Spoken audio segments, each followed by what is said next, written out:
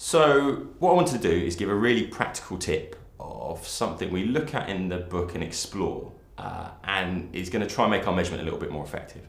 So quite often if we're using things like social media, we might look at Twitter and we're going to post some content out to Twitter, and we want to see how many people actually bother clicking on that tweet, the content we've shared. So we kind of measure that and we go, okay, this particular tweet, for example, got 31 clicks. Doesn't really matter what the number is.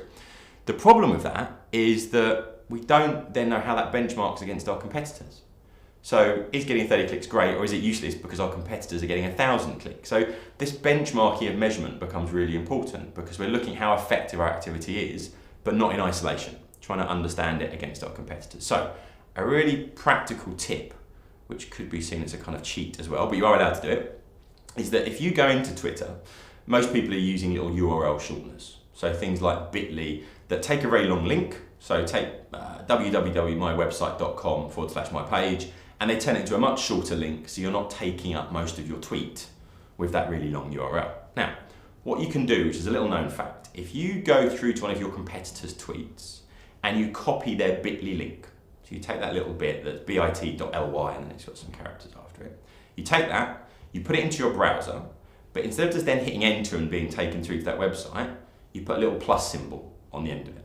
Okay? So you've got the bit.ly link, you've got a plus symbol on the end of it, you hit enter, and what that's going to do is show you all the statistics for your competitors' tweets. So you're going to know how many clicks they got and so on. Now you might think this is a bit of a dubious thing to do, but actually it's documented in the bit.ly documentation.